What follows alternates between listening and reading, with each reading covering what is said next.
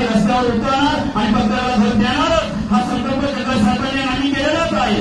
परंतु आता त्यांनी पुढचं पाऊल केलेलं आहे की जे काही जमिनीचे मालक आहेत, सातवारे आहेत, तर जगदाळे साहेबांनी पुढचं पाऊल टाकलं की सगळे 90% जे काही जागेचे मालक आहेत त्या जागेच्या मालकाच्या जमीन सुद्धा जगदाळे साहेबांनी विकत घेतलेले आहे. त्यामुळं सगळे टाळ्या वाजवले जगदाळे साहेबांसाठी, कारण की आपल्यासाठी महिनाभर जगले, महिनाभर कुठलंही काम केलेलं नाही. त्यांनी फक्त शासनाचे 3 कपाट डॉक्युमेंटचा अभ्यास करून फक्त महिनाभर जगदाळे साहेबांनी या शासकीय नगरची दहशत आणि हुकुमशाही रद्द करण्यासाठी आणि त्यांना शोध देण्यासाठी फक्त लोकांचं बहुमत पाहिजे, लोकांचं पाठिंबा पाहिजे, परंतु कायदेशीर पूर्तता करून तुमचे 90% लोकांच्या जमिनी त्यांनी विकत सुद्धा घेतलेल्या सगळ्या जोरात टाळ्या वाजवल्या जातात.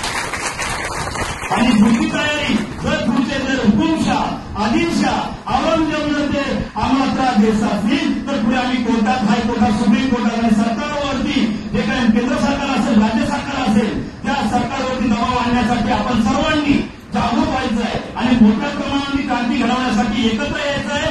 आणि सगळ्यांनी लक्षात ठेवा, सगळ्यांना 1 BHK आणि 2 BHK, ज्याला 2 BHK पाहिजे त्यांनी सरकारी भावाप्रमाणे 200 स्क्वेअर फूट घेऊ शकता.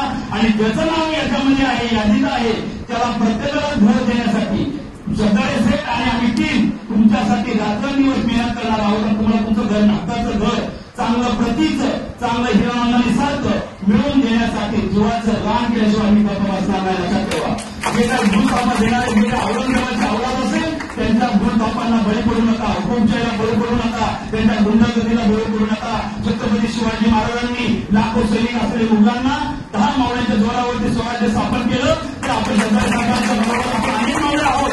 आपण हे गुंडशाहीचं, मुलांचं, हे हिटलरशाहीचं राजकारण लोकशाहीच्या मार्गाने त्यांना आपण पराजित केल्याशिवाय राहणार नाही. एवढा शब्द मी जगदाळे साहेबांच्या वतीने या ठिकाणी मी देतोय आणि 2 सेकंद थांबवतो. धन्यवाद.